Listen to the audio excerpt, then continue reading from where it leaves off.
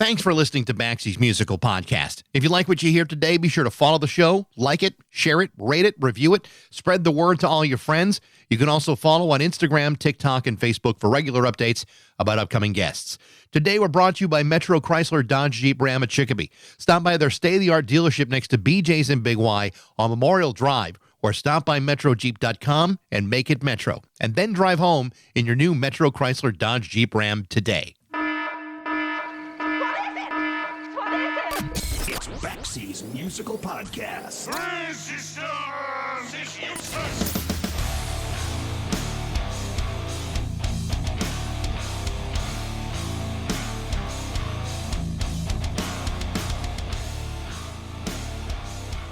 This is a small world.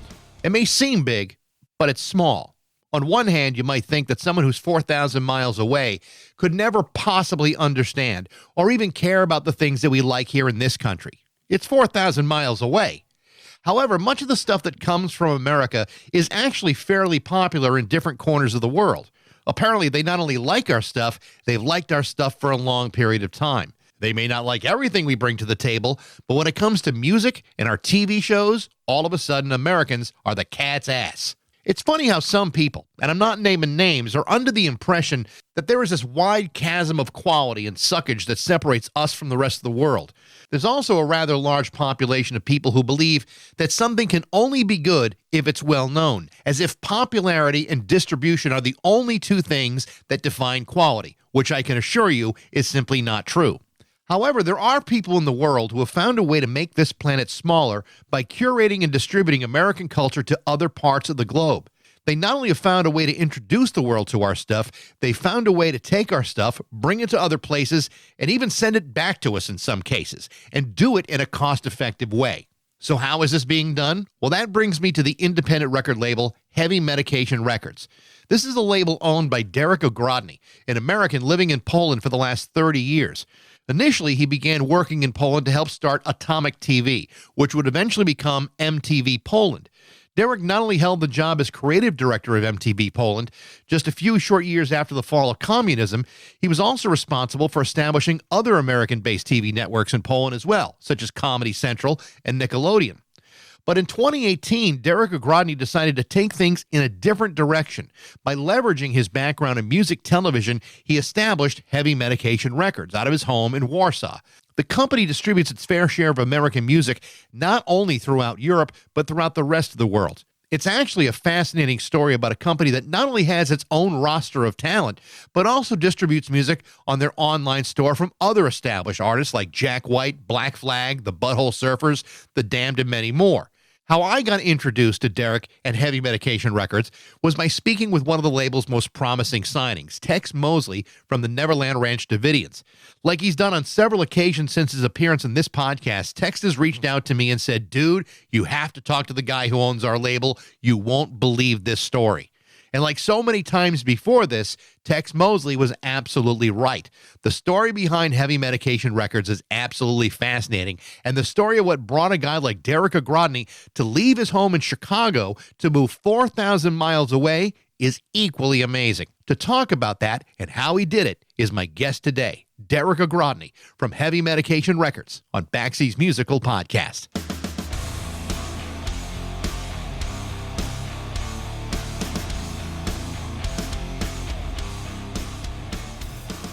Tex Mosley be the best PR guy you ever had. He is. He really is. He's a great guy. He is. He's unbelievable. Your history isn't just about operating a business out of Poland. Your story really goes back to your hometown, Chicago. Whereabouts in Chicago? I grew up on the northwest side of the city, so almost the burbs. As a matter of fact, my family still lives on the northwest side, just not a couple of blocks away from being in Norridge or Harwood Heights. It's near the Kennedy Expressway, if that says anything to any Chicagoans listening out here. Well, yeah, I have spent more than my fair share on the Dan Ryan and the Skyway to know that the best thing about Chicago is getting out of that traffic. So I totally, understand. But you started in local television. Tell me a little bit about what you were doing there. Well, my background is in TV and film production, and I had steady work working for a Polish TV program, a daily TV program. And I had grown up speaking Polish. Both of my parents are from Poland. I grew up in Chicago, so I was first generation American, Polish American, and so I got a job at this TV program called Polvision. It's a TV studio, and they did various productions. And we did this TV show every night, 2 hours in the Polish language. I already spoke the language since it was actually my first language growing up. And I learned English when I was, I don't know, about 3 years old, started picking it up. And so anyway, so I was working for this Polish TV program.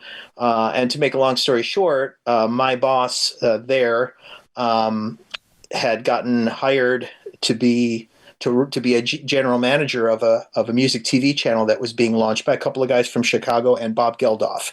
Bob Geldof was one of the partners in this venture. Yeah, and it was going to be Poland's first music TV channel. It was called Atomic TV, and my boss at Polvision said, "Hey, we're going to need people like you once we launch the channel because you're creative." And I was an editor, a video editor at the time, and he said, "I'll let you know when we're ready to launch." And then he called me months later. It was like March of 1996. And he said, "Hey, we're launching in a couple of weeks. How soon can you be here?" And I said, "Okay, I can be there in 2 weeks." And I didn't think anything of it. I thought at the very least, I'll get a good little European trip out of it and see what happens. And at the best, I'll stay there for a year and see how things go. So I went there and I got my dream job. I was producing on-air promos for our programs, and because I'd been raised in a country where there was MTV, I kind of had a sense for the look and the feel of it. It was the beginnings of cable TV in Poland. All they had was national or public television at the time, so it was things were just becoming. The private sector was just building up there. So it was one of those things of right place, right time. Worked at Atomic TV and loved it. I got to interview bands because I spoke English. I got to interview bands like Metallica and The Offspring and Alice Cooper and Slayer and Faith No More, which, so I was like doing cool stuff like that. And after about 4 years, they told us MTV was buying the channel. It was going to be rebranded MTV Poland, and I was offered the job of creative director in 4 years. Wow, that's pretty incredible. I mean, to have that kind of that kind of ascent, all of a sudden now you're the boss over there. But what's interesting about like the time period you're talking about, you get there not really that far from the fall of the communist government, and all of a sudden there's I don't know, more democracy in Poland than there's been in years. Yeah. I mean, what was the appetite for that kind of television in Poland and for Western culture at the time? Well, generally there was a huge appetite for anything coming from the West because Poland had been cut off from a lot of things. So music here was really expensive, like buying CDs. Vinyl was hard to get anything from the West unless someone had smuggled it over. And of course, MTV was kind of known. It was a symbol of the West, and so once that launched, that was a major thing that happened. But in general, there was a huge appetite for anything from the West. Be it they already had a couple of McDonald's. There were other brands coming in. There were brands like Nike, clothing brands coming in. Levi's jeans. There was just a world of opportunity, and there was money for everything. It was a really exciting time, and someday someone ought to interview me and do a great TV series because it's a wild story. I bet. Things. It was just a time anything you wanted to do, you could do it, and it was a crazy time too. I mean, I would imagine that just trying to put yourself in that position, and it's very hard for an American to do that. But just assuming, I could. It must have been a period of where people just went hog wild, where all of a sudden the restrictions they had under the previous government have been lifted, and now all of a sudden you're watching Madonna videos on TV, which would never have been allowed under a previous governmental situation. It had to be like a tremendous transition for the country, and particularly kids, younger demographics, seeing this kind of imagery for the very first time. It had to be incredibly impactful. It was a dream job because I always wanted to do things. I was always a creative type of person. I loved creating things, whether that was writing, coming up. I'd make up ideas for games when I was a kid. I had friends, but when I was by myself, I would just love to create games for myself. And suddenly I was in a working for a brand where creativity was encouraged. Like, just go nuts, think outside the box, do fun things. It was a fun brand above all, and a youth brand. So we could really push the envelope on things. And what's interesting is when we launched MTV and we did we kind of did a first wave we did some channel idents, we did some cool promos and things like that. And the head of creative for Europe was a guy named Peter Doherty, who, if you know some of your MTV history, he was co-creator of Yo MTV Raps. And he had moved to Europe, and he was their head creative guy. So this is a guy who was goes way back into the history of MTV. Like, he was there in its kind of formative years. Sure. And he came for a visit once, looked at the stuff that we had created, and he just kind of smiled, and he said, "Wow, your stuff really reminds me of what it used to be like in the old days." And I thought that was just the highest form of compliment at that time, right? It's like, wow, like I could have been there, but I would have had to have started in the mailroom, probably have to work for free. I'd have to move to New York. And, so I was, again, right place, right time. And I dare I say, the right person for the job at that time. So for many people leaving home to go, several thousand miles away, the other side of the universe for that matter, I would imagine this might be very hard. But when you're involved in something that's fulfilling you creatively and you're doing something that's having an impact, that had to make that transition so much easier for you. Yeah.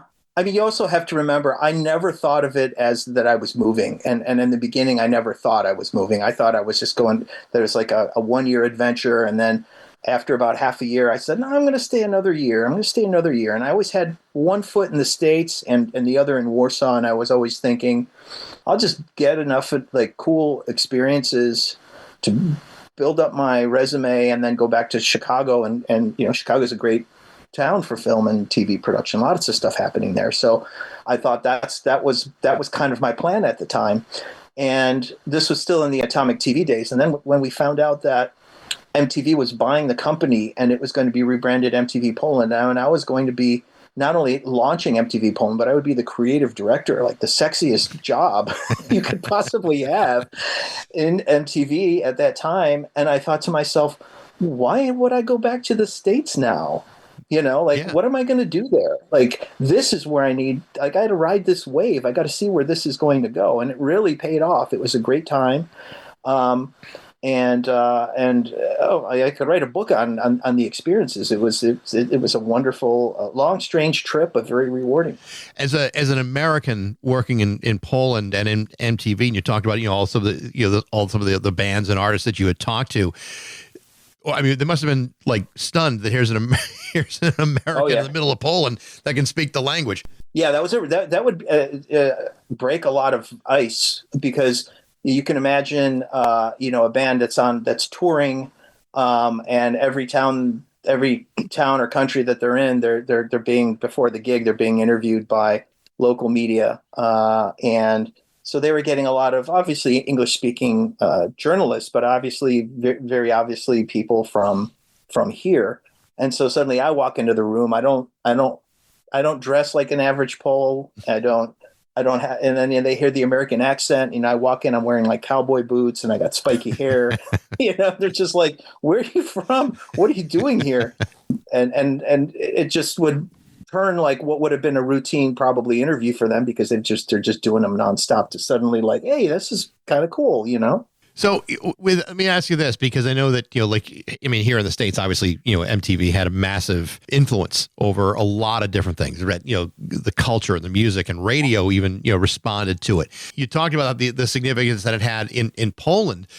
But within the next decade or so, MTV decides to rebrand itself and move away from music to focus on things like reality programming. And it may have been a financial decision or whatever it was, but it was still a major decision that MTV seemed to have never really recovered from fully.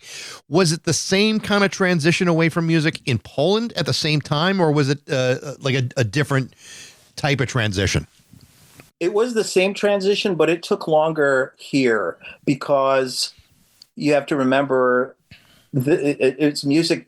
MTV was for all people here was music television. It wasn't about the reality shows or the dating programs or the animated stuff. It was first and foremost music television. And so we weren't the only country that were still showing music videos, but it was still an important part of our programming. And then with time, we would get a certain amount of programming from the U.S. And more of it was not music oriented at all.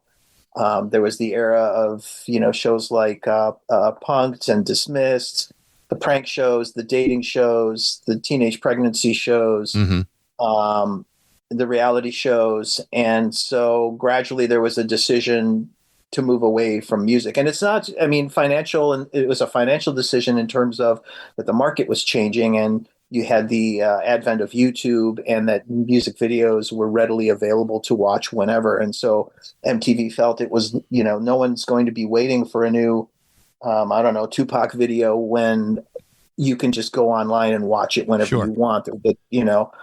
I have my own opinions on that. I think they kind of threw the baby out with the bathwater quite quickly and chasing the bottom line a bit too much. And now they're shutting down MTV as a brand.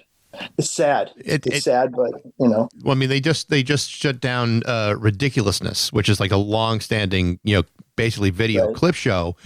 But then you find out what they were paying the host, and you're like, well, no wonder they had to shut it down. It was like a ridiculous amount of money going just to the host. Never mind, the production of the show.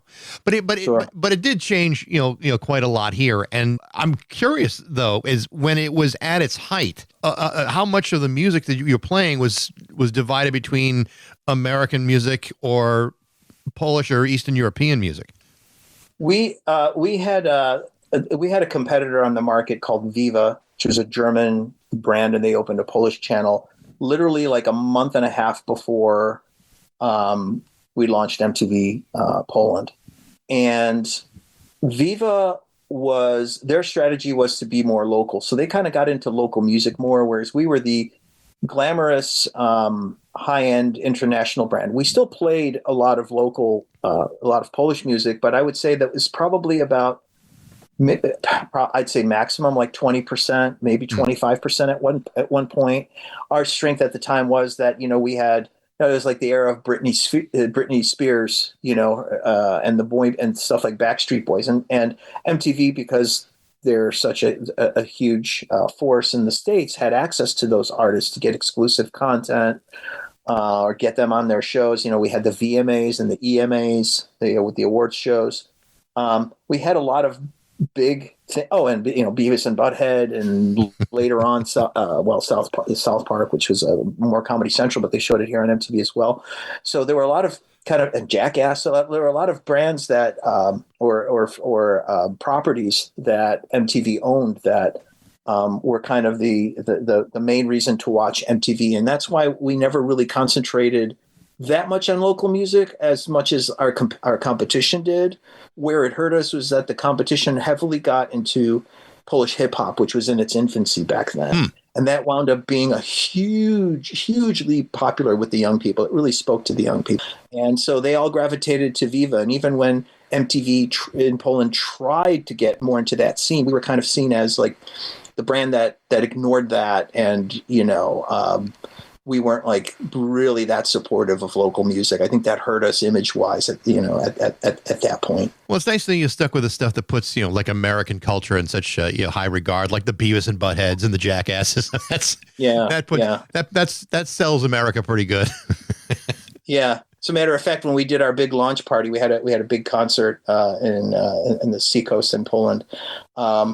We had this animated clip of Beavis and Butthead where we had dubbed them Polish voices, kind of speaking broken Polish, and yeah, I was one of those voices, because and throwing in my Polish, of course. So yeah, I'm kind of famous in that respect too. Wow, well, I tip my hat off to you. That's very impressive.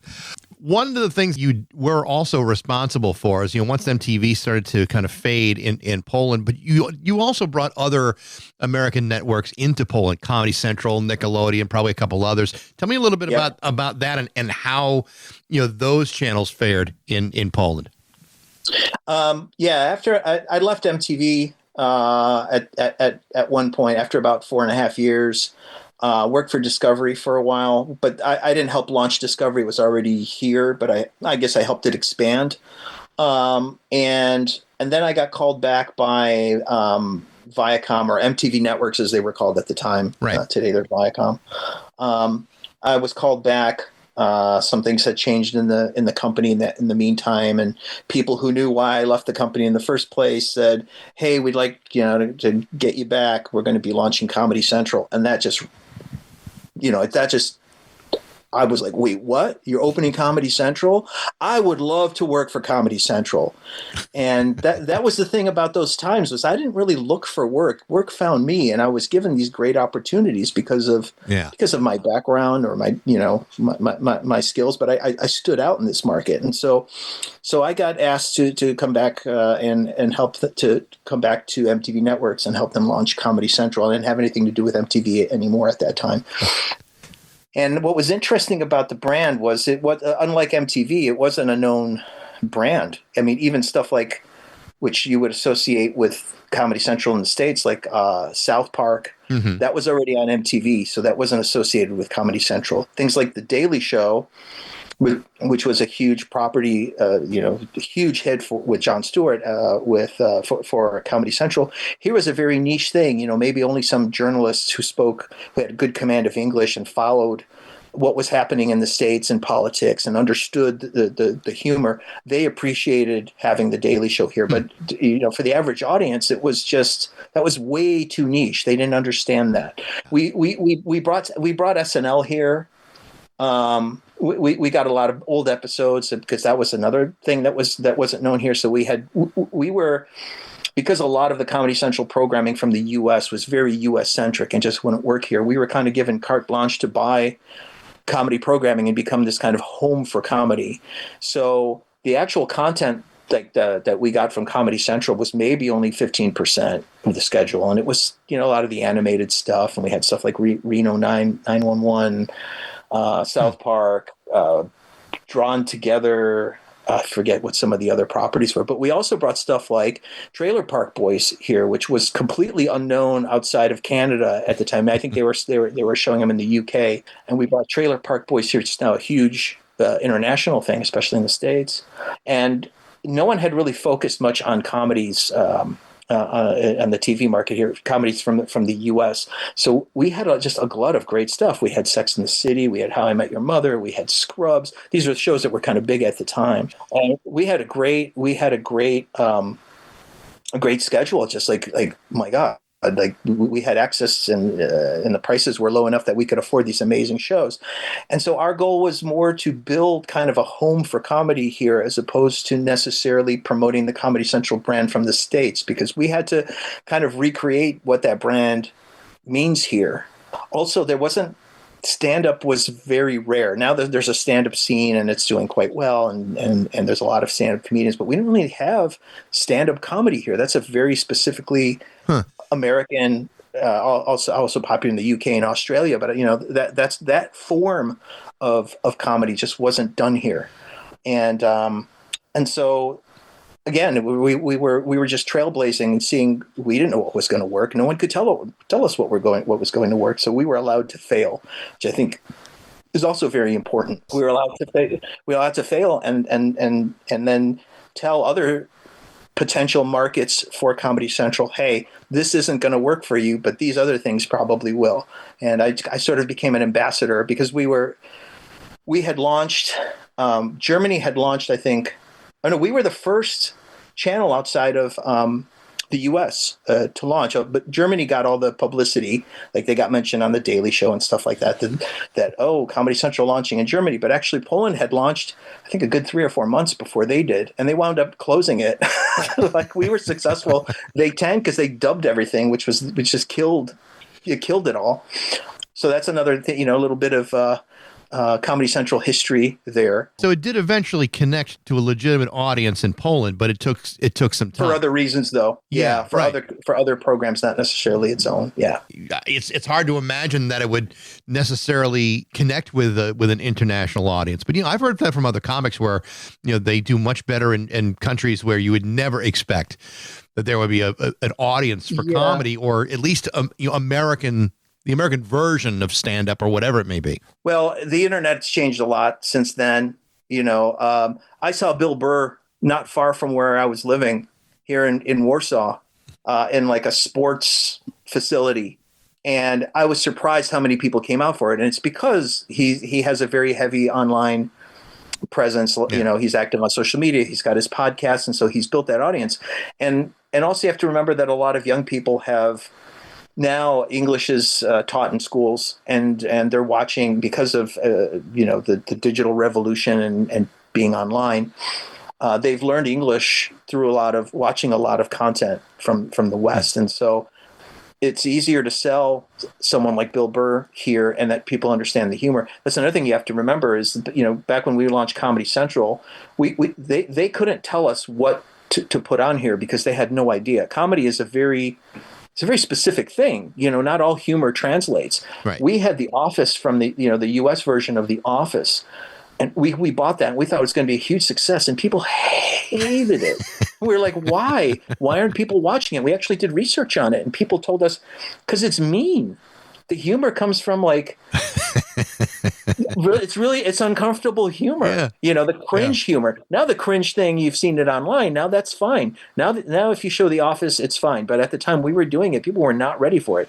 And so that tells you just because it worked, in the U.S. doesn't mean it's international. Doesn't mean it's going to travel. It's tied to the local culture and the language. Also, the translation of that content is very important. We put a lot of emphasis on doing as accurate as possible translations. Obviously, not all jokes translate, and you have to kind of find a local equivalent to that, so that where it's funny. It's quite challenging, but we managed to do it, and I mean, I'm thinking like how Curb Your Enthusiasm would fly in a place like that. Yeah. I think Curb Your Enthusiasm does fine because I want to say Larry David has an Eastern European sense of humor. Like Poles living under 40 years of communism, they have a dark sense of humor, and they they react to the absurdity of humor. Like you don't have to do really obvious gags for them. Like they seek the humor in everyday but just absurd situations. And so like with things like Larry David, he's kind of fighting himself a lot of times, or fighting some like unseen system. Like Poles know that stuff, right? They live through that, and so Sure. they connect with that because they get it. And their own comedy from the 80s, the movies from the 80s all dealt with that absurdity of living under a system that was supposed to be for you, for the common, the common, average Joe. And it was but it was working against you the whole time, and you had to be clever to work your way around it. So something like Curb Your Enthusiasm, they totally get. So with all these things going on in your career, and so far you're having a hell of a career in Poland, at what point do you start thinking about starting your own record label? How does that idea formulate? Well, that happened. I started. I first of all, ever since I got into whatever you want to call it, underground music, independent music, when I was in high school, like a freshman in high school, and started buying records, I noticed how so many of the records that I loved were all from the same labels. And the two that stand out most for me are SST Records and Alternative Tentacles Records. I was a huge fan of the Minutemen, and I was a huge fan of the Dead Kennedys. And so, anything that those labels put out, I really liked. And I just kind of thought to myself way back then, wow, there's got to be someone there at the helm of those labels who are curating this stuff, who are picking the stuff that's really good, and they have really good taste. And I thought to myself, that would be really cool to do someday. So it's an idea that started way back in high school, and I wasn't that tuned into what was happening locally on the music scene here, so I never really thought about it. But because Poland has given me so many opportunities to try things, and I didn't fail at many of them. I was like, oh, okay. I thought, I don't know anything about running a record label, but I'll try it. So in 2018, I started seriously thinking about it. I had a whole list of names, potential names that I could have for the record label, and again, right place, right time. Two friends of mine both had bands, and I had mentioned to them that I was thinking of starting a label, and their bands had just recorded material, and they were looking for a label. And it was just right place, right time. And I said, okay, well, sounds to me like this is a good time to start the label. And that was 2018. And the name of the label was the first name I had on the list. It just resonated the most with me, and that was Heavy Medication Records, taken from a song by the Action Swingers, for all you trivia buffs out there. So to start a label, like just even in the United States, you have to be able to sell what your company can do for a band in order to get them signed. So yeah, how do you go and sell this idea to artists and say, we'd like to sign you, or we'd like to record your record or distribute it? How did that really start? And was there hesitation involved? I mean, it's hard to imagine, like, say, an American band would say, you know what, this situation in Poland sounds terrific. It sounds unusual. So, I mean, what was the reaction to that? Well, to be honest, I thought being in Poland might be a deterrent, or at least a handicap. Turns out quite the opposite. Most people found it fascinating that I was here. And I think the world's just gotten, it's the whole world's kind of shrunk because we're so much more connected nowadays, and bands could send over material digitally, and we can ship records out anywhere in the world. We when I say we, I'm us in Poland, we have cheaper international shipping than most European countries.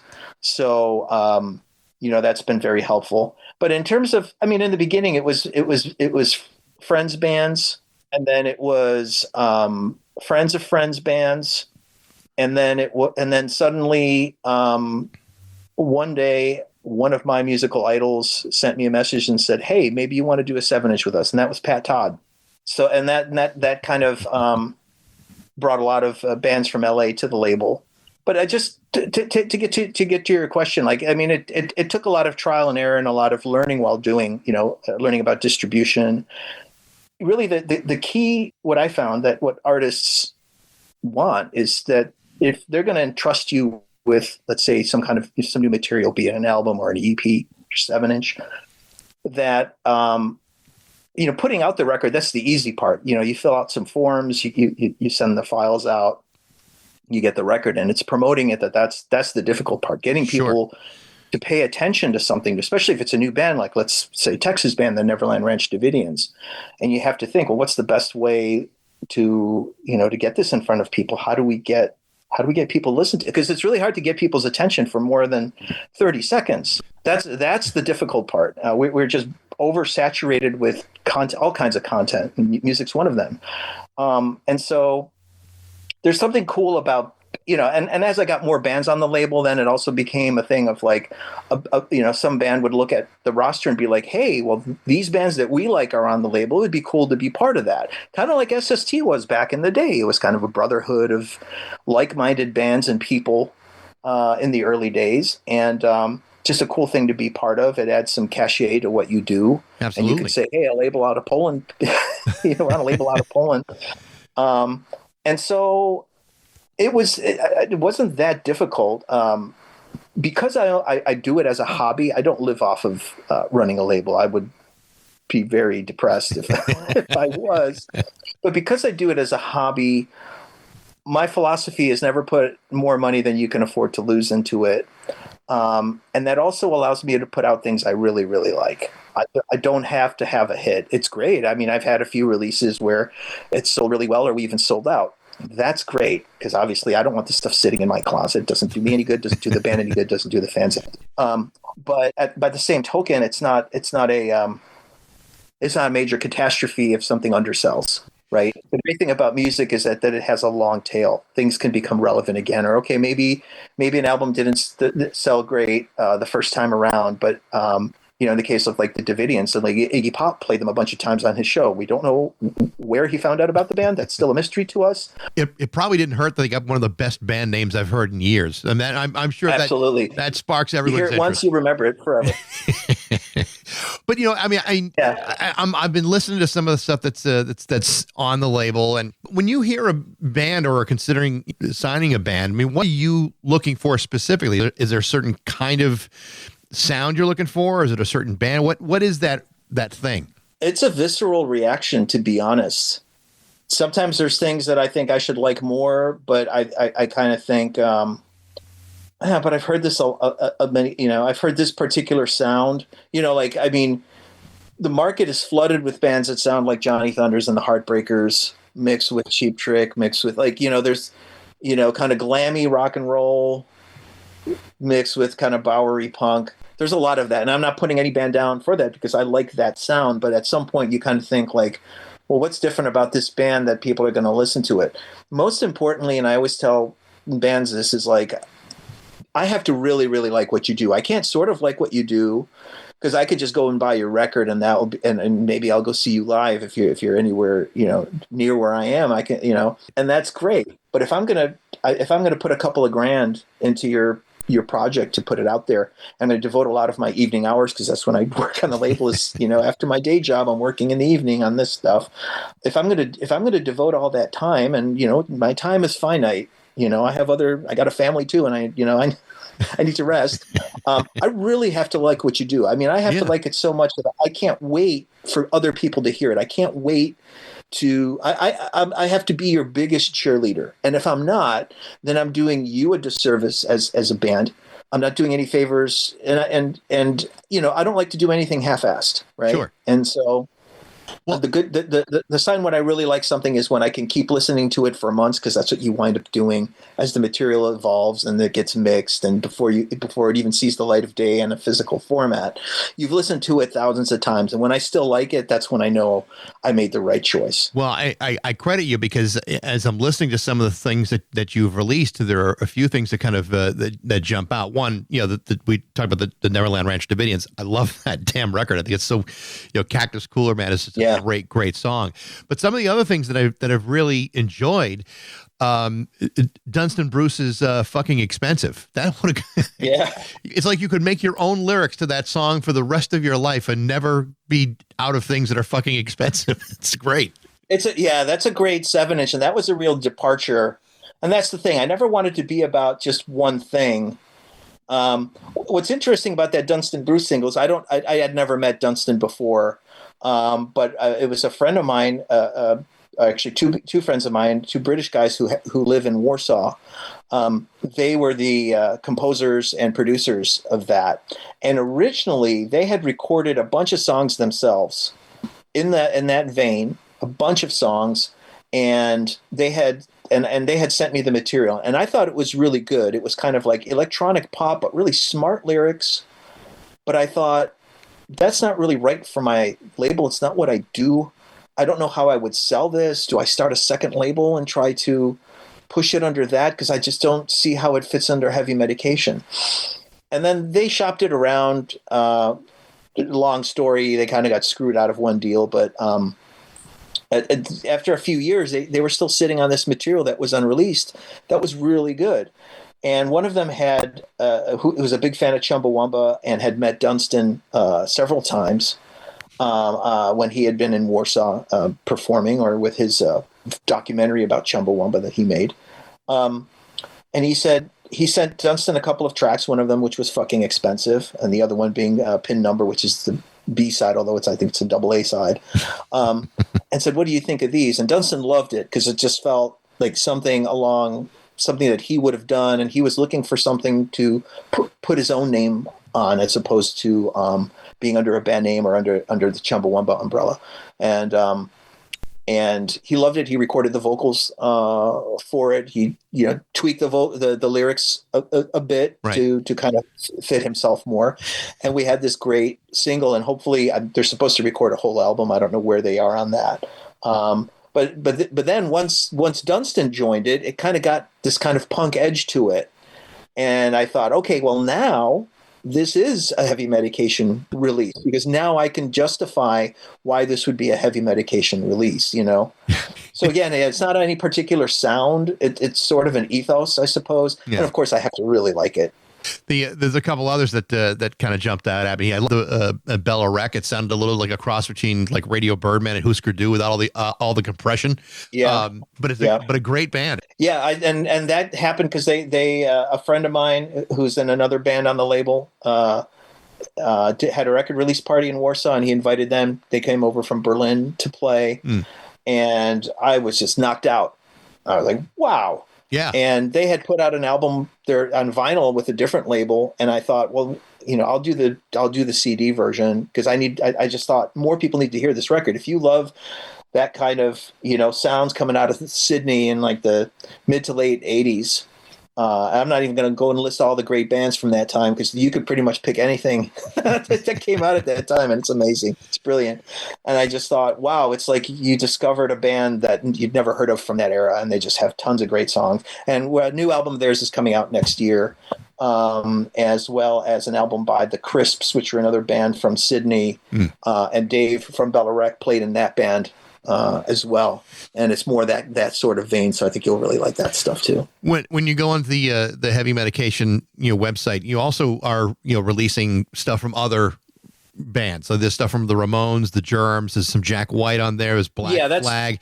How what is the operationally speaking? How does that work? I mean, are those like contracting out with other companies to just what? No. You know, one way that at least in the beginning, when I started the label, one way to get, because I didn't have any distribution per se, but someone told me, oh, you should write to, and they gave me a bunch of other like European labels to get in touch with, and we swap releases.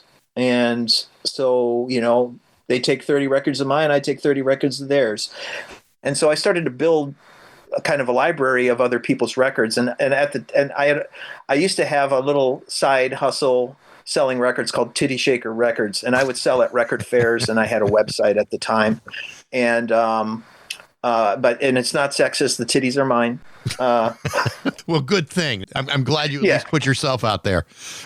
Yeah. And anyways, and I had that even before Heavy Medication, because I was going to record fairs anyways. I enjoyed talking about music. I wanted to meet like-minded fans of the stuff I like, and bring, like I said, bring certain records that just were not available here. Yeah. And like the Crypt Records catalog, no one was selling it. I started, buying it wholesale and bringing it over. And it became a nice side hustle, and it helped finance some of Heavy Medication's releases. And to this day, I still do trades. I do trades with labels in the U.S. If you see a label in the U.S. that carries Heavy Medication stuff, it's probably, we swapped releases with labels like Sue Records or Screaming Crow. I do trades with Ghost Highway in Europe, with Beluga Records, with Wanda Records. We're just kind of like-minded souls, and it just gets our records out into other countries, other markets. And then I started just buying a lot of stuff wholesale. So the stuff by like the Germs and stuff, it's stuff I order wholesale. And I just kind of started this kind of distro as a way to supplement my income and just build the brand around Heavy Medication. So, I mean, first and foremost, it's still a label, but at least now when I go to a record fair, I have more than just a box of records. I have 5 boxes of records. So as you're moving forward with this, I mean, obviously there's probably some things that are in the chute right now that you got to be pretty, positive about. What coming up with Heavy Medication people should be paying attention to? Well, this summer we'll have an album. Chris Masuak of Radio Birdman, he has a new record with a band, his band Dog Soldier.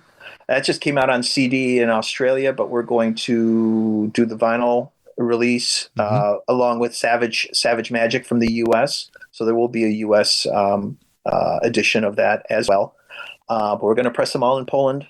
And that's one thing.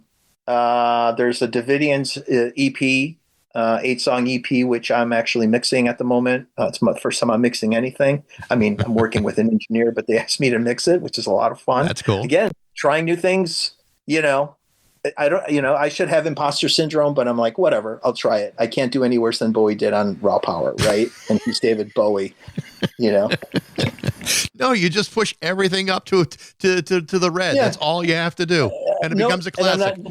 And I'm not doing any drugs while I do it. So, Well, I'm a little bit more clear-headed. Well, that's the thing that separates you between you and Bowie. It's the amount of drugs you did at the time.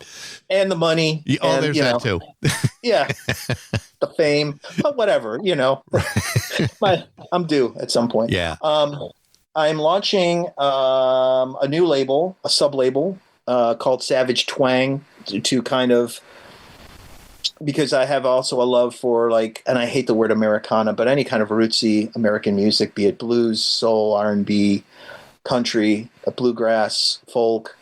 And I kind of wanted to explore that. And I kind of felt that's, I could have done it under Heavy Medication, but then I thought I want Heavy Medication to represent something else. And then also I need to kind of target a different kind of journalist, a different audience. Yeah. There's some overlap, obviously, but I thought it'll just be easier if I have a separate brand that kind of says what it does on the can. Savage Twang. That's the name of the label. That's a great name. Thank you. And the first release is going to be by an LA band called Tramp for the Lord, which features an ex-member of the Hangmen, since I already have Tex. It's Doug Cox, who was the bass player in the very that first album that the Hangmen did for Capitol. Doug played on that. He was the bass player as under the name Johnny Holiday. And Doug is a wonderful, wonderful songwriter, great singer, and just as a performer, transcendental. I mean, he just goes, just to watch him perform, he's just like in another world when he sings. Great storyteller, and he has a great perspective. Sings these kind of, I call it like desert fried outlaw country, and a lot of scenes from his life. Yeah. A lot of, kind of seedy characters, everyone looking for love, and death, there's and again, that was like something he sent me, and I thought, what am I going to do with this? I like it, but who's going to buy it? I can't do this as Heavy Medication. And then at some point I was listening to it so much, the material, that I didn't listen to anything else. And I just said, well, I have to put this out. And so doing it under Savage Twang makes sense. Trying to think of what else we have in production. There's a band from, they've moved around a bit. Currently they are in Colorado, a band called Tongue Action. They appeared on a New Bomb Turks tribute that I did years ago. Great songs, kind of, a band in the vein of the Ravagers, I suppose, or Killer Hearts. Some members of Killer Hearts played in Tongue Action. And it's a compilation of a bunch of stuff they did. Great rock and roll songs. I just think they're fantastic. That's another thing. There's a Pat Todd 10-inch coming out. We've put out a few records of Pat Todd and the Rank Outsiders. What else? This record by the Crisps, I mentioned them before, a band out of Sydney, and the leader of that band is Stu Wilson, who used to be in the New Christ. He's a singing drummer like Grant Hart. Okay. And a great songwriter, a great hook. He just knows a good hook, can write a great melody. God, there's a lot, and it's and at the same time it's like then I get this block. But those are the things right off the top of my head. There's some other things I don't want to mention yet. They're in various stages of production. There's some surprises. We did a 7-inch by Handsome Dick Manitoba as well, solo thing. So there's a few things where I'm trying to.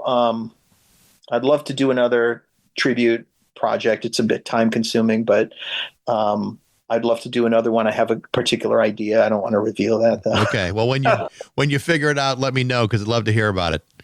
Sure. Yeah. Sure. Derrick, this has been really interesting. It just your career has taken this amazing path, and I'm glad you're still doing stuff that you're passionate about and excited about. It's really cool.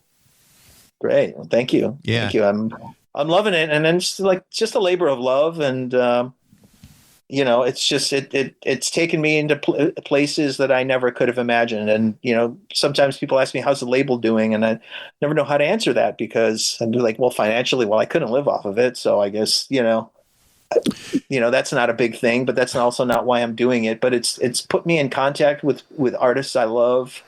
It's gotten me to work with some of my idols, and it's just opened up other doors. Now I'm on a podcast, on your podcast. It's just kind of like, this labor of love actually bears some fruit, and people dig what I do. I wouldn't say this podcast puts you on a higher plane yet. No, that's not the way you sold it. Well, I would shoot higher if I were you. Derrick, one step at a time. Exactly. Derrick, best of luck with everything you're doing. Thanks a lot for having me on. Absolutely, Derrick. Take care. Have a great night. You can check out what's going on at Derrick's label by going to heavymedication.com. Be sure to grab a few things while you're there, because there's a lot of great stuff to choose from. Thanks for listening. I hope you enjoyed it. If you did, you can always email me at bax@rock102.com. I'd love to hear what you think. Thanks to Metro, Chrysler, Dodge, Jeep, and Ram at Chicopee for their support. But most of all, thanks to you for listening to Baxie's Musical Podcast.